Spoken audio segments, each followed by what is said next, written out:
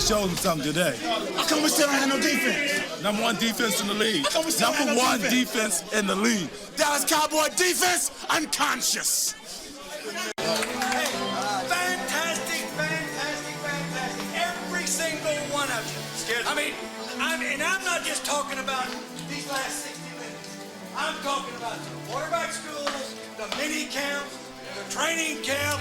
Everybody, you did one hell of a job. And the only thing else I got to say is, how about them Cowboys?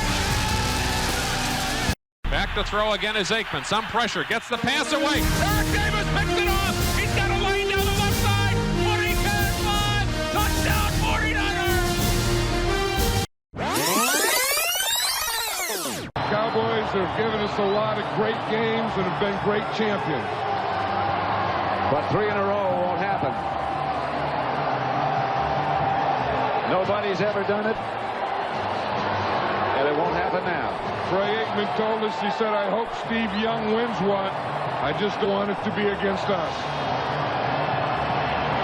Steve Young, in the shadows of Joe Montana for so many years, is finally out. And it's his day, and it's his team, and he knows it, and everyone else knows it. And it was time for our final game of the NFC divisional round matchups, and of course, NFL divisional round weekend. This will be a great one in store here tonight. Coming up. It'll be a 6:30 p.m. Kickoff time between the Dallas Cowboys and the San Francisco 49ers right here at Levi Stadium in Santa Clara right there. This game will be on Fox and Fox Sports for this one. Dallas Cowboys lead the all-time playoff series at 5-3. San Francisco 49ers have won 2 straight, beginning with the 1994 NFC Championship game, which ended the Cowboys' quest of repeating to back in the 90s. And then, of course, last year, the San Francisco 49ers pretty much dominated the Cowboys and hung on towards the end in Dallas to win that game. And that was, of course, the game right there where Dak Prescott forgot how much time was left on the clock or whatever, and basically ended up losing that game right there, that contest right there. They lost that one 17-23 right there. As you look at the San Francisco 49ers, were able to control the run game in that game, 169-77 yards in that matchup right there. And the Cowboys, ever since then, they've been wanting to have this rematch versus the 49ers. They've been waiting for them all season pretty much. And the Niners right now, who another team has been smoking hot as well, they are 13-4, Cowboys 4-5. San Francisco 49ers did a brilliant job taking care of the Seattle Seahawks in that game. They won that game 41-23. It was a close battle earlier on in the first half, 17-16, but then the San Francisco 49ers slowly pulled away. They outscored the Seattle Seahawks in the second half, 18-6 right there to win that game, 41-23 right there. Brock Purdy, he keeps his fresh streak going right now as he has won, for the most part, the season. He has won 6 straight. He's looking to make it 7 straight, including in the playoffs, which can make it 2-0 right there. But so far, Mr. Irrelevant proven to be relevant so far right now, leading this team. We look at behind a guy like Jimmy Garoppolo, who had to be out for the rest of the season during the Miami Dolphins right there. As we looked at it, the 49ers, who injured his foot in the first quarter and went under surgery the next day, and he was ruled out for the season right there in week 13, where that game took place. But here we go right now, 49ers right now clicking on all cylinders as well. I'll just give you a little brief history, too, on these two teams, their playoff rivalry matchup all time right now. As we look at, like I said, the Cowboys lead the all-time series at 5-3. And right now, in the all-time matchups, the biggest comeback was by the Cowboys in the 1972 NFC Championship game, where they overcame an 18-point deficit. This is on the road at Candlestick and San Francisco, and where they pulled within 16 points within 5 minutes. And then later on, with 2 minutes remaining in the ball game at Candlestick, Cowboys will recover a crucial onside kick with a minute and a half remaining, and where the ball bounced off wide receiver Preston Riley of the 49ers and quarterback Mel Renfro recovered. Roger Starbuck would then go on to get 2 scores right there in that span, a 20-yard touchdown pass to Billy Parks and the game-winning 10-yard touchdown pass to Ron Sellers with less than a minute remaining. They would hang on to win. They would, however, come up short to go back to the Super Bowl, losing to Washington the following week in the NFC Championship game right there, who would then go on to lose to Don Shula's eventual perfect 1972 Miami Dolphins team who won Super Bowl 7, the only perfect team in NFL history. And here we go.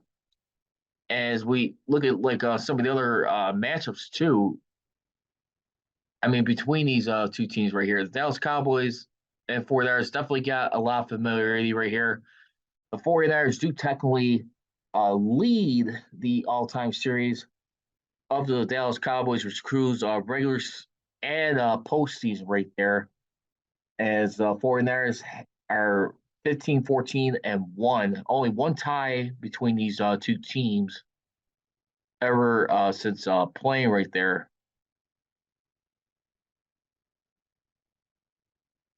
And that only tie came back on December 16th, 1967. Right there. This was in San Francisco. No, excuse me. November 27th, 1969. This was in Dallas right there. 24-all was the final score in that game. Remember, too, this is before sudden death overtime came into play. But anyway, here we go. The Dallas Cowboys right now, we look at one of the biggest keys right now, too, for the Cowboys to have a shot at knocking out the 49ers. Because I tell you what, if the Dallas Cowboys could beat this 49ers team, they may be the hot team that could be rolling, possibly going to their first ever Super Bowl in 27 years. Yet will in their first NFC Championship game. Because the winner of this matchup will unfortunately have to go travel on the road to Philadelphia to take on the Eagles right there. The Eagles got a very phenomenal defense right there. First team with 70 sacks or more in the season since the 1989 Minnesota Vikings, who had 71 in the season. The Chicago Bears, Mike Ditka and Buddy Ryan's Bears hold the record. They did it twice where they had 2 70-plus sack seasons, 72 in 1984, the year before they won their Super Bowl. And then in 1987, the strike-shortened year, they also got 70 right there. Now, you could argue if they would have played in that 16th game right there, they could have smashed their record in 1984 right there. They're on pace to smash it right there. But one of the biggest keys, too, for the Cowboys will be outside linebacker Micah Parsons having an encore performance like at Monday Night Football versus the Bucs, where he had a sack, a combined 3 combined tackles, 2 tackles for loss, 2 quarterback hits, and 2 pass deflections apiece right there. I mean, Micah Parsons, who's been the Defensive Rookie of the Year last season and a Defensive Player of the Year candidate, each of his first 2 seasons made the All-Pro each time in his 2 seasons with the Dallas Cowboys. When you look at a guy like Micah Parsons, who has been a game changer for this defense, no question, who was drafted 12th overall in the 2021 NFL Draft out of Penn State. And he's definitely helped bring a further attitude to this team right here. I mean, some people will dare make the comparison like what he was to Lawrence Taylor right there, who came in the league. Totally different animal. I'm not comparing him, but many others who have like try and draw parallels, like a Skip Bayless or other people that have covered this team. And the Cowboys right now, I mean, let's face it. I mean, this is like a legit star-studded team they haven't had in a while. They could have it to be a Super Bowl contender, if you think about it. I mean, they've been like, this team has been more mentally focused, I think, than any other Cowboys team in recent years past. a lot of people would still be expecting, Jerry Jones's team to do cowboy things right there, where they just be collapsed right there. I mean, you look at recently the 17-point collapse to the Jacksonville Jaguars right there. I mean, basically, the Cowboys team have definitely had their frustrations right there. But I mean, when you look at, like I said, like their blown leads all time, I mean, basically, that 17-point lead versus the Jaguars ranks sixth. The worst one they surrendered was a 24-point lead, and that was to the Detroit Lions on October 2nd, 2011. They lost that game 30-24 in that contest right there, 30-34 that game, and that was in Jerry world right there. Then, of course, they also had a 23-point lead. They blew against the Green Bay Packers back on December 15, 2013. 21-point lead blown against Washington, November 28th, 1965. And then a 20-point lead versus the Eagles, October 23rd, 1988. 18-point lead versus Colts, September 15, 1996. And then the Jaguars this season right here, back in week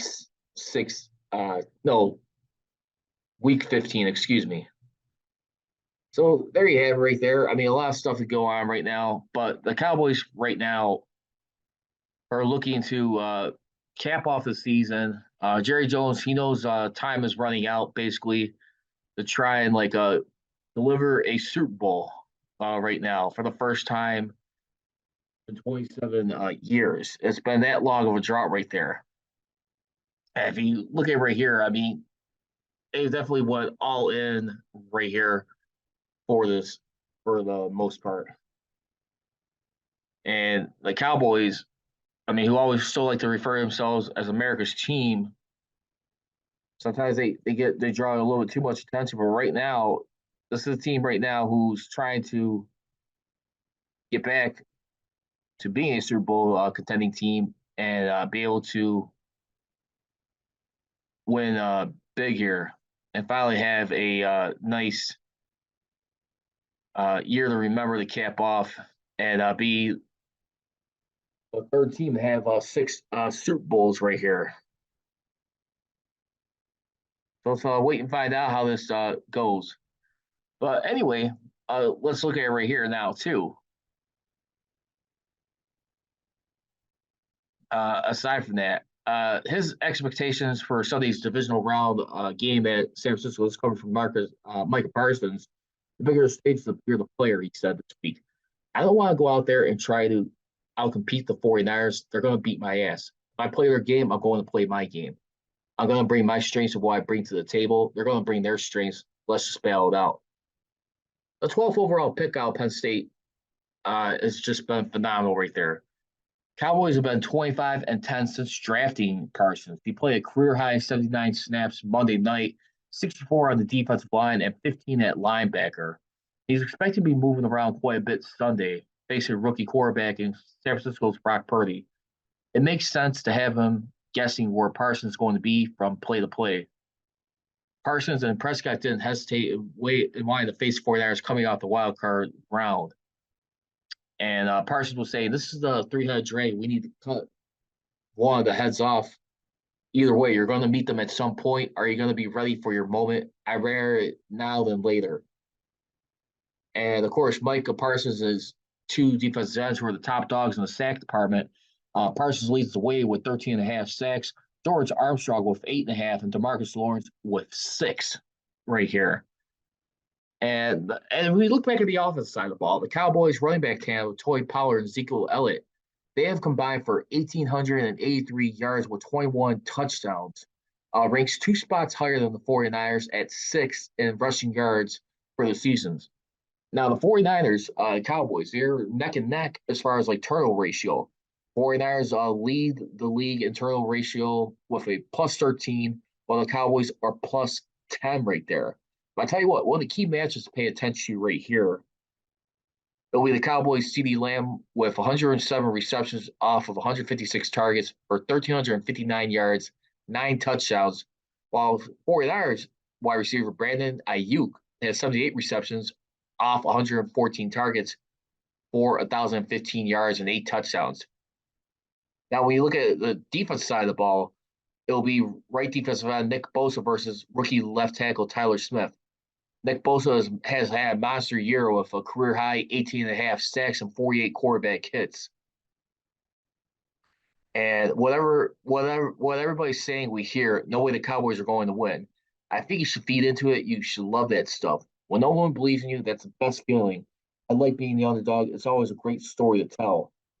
Dak Prescott, one of the things that's going to have to be key for him right here is getting the running game going will be a huge factor against the league's top run defense.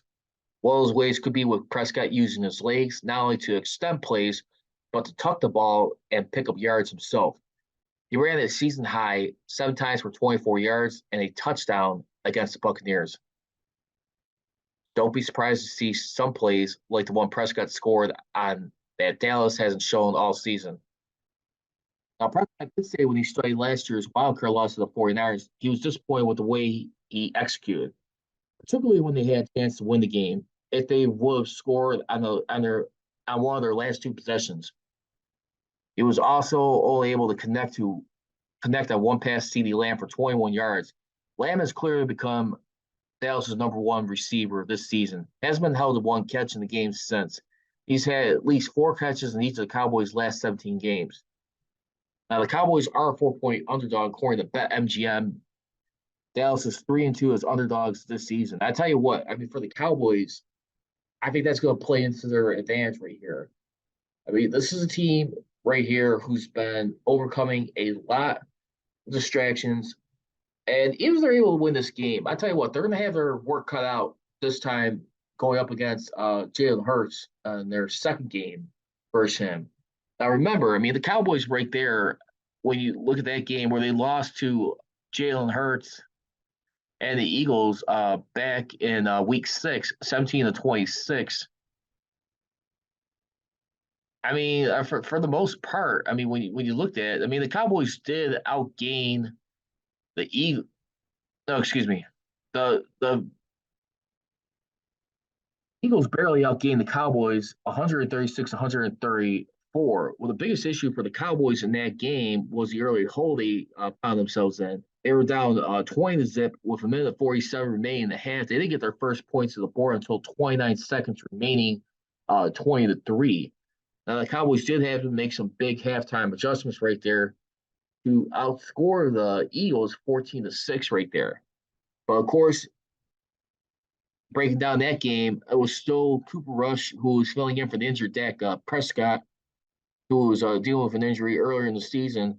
Cooper Rush did go 18-38, 181 yards with a touchdown, the 3 interceptions. I mean, this season he was 4-1 with 5 touchdowns, 3 interceptions, averaging 117 yards a game.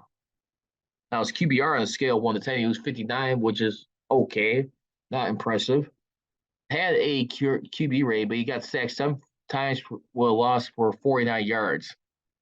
A lot of people just kind of suspect him as a backup quarterback, which he was. But Hurts in this game right here, too, when you also look at right here, who did just as much. I mean, he was their second leading runner on this game.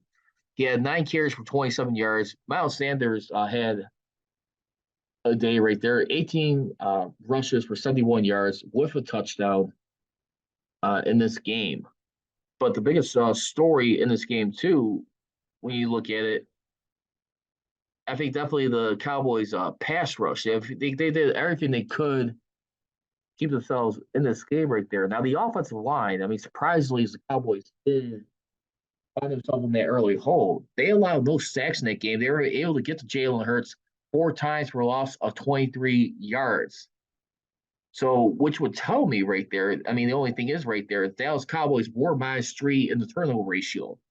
So, if they're able to keep, like in this game versus like the 49ers, I think definitely protecting Dak Prescott like they did last week right there, I think definitely will be a huge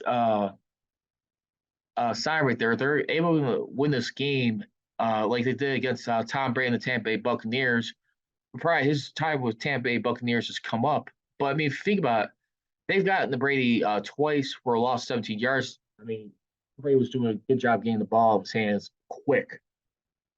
But, I mean, the biggest thing right there, too, I mean, was the turnover in the red zone by Brady. And you saw what happened right there in that game, basically. And just how they're able to get this going for the most part.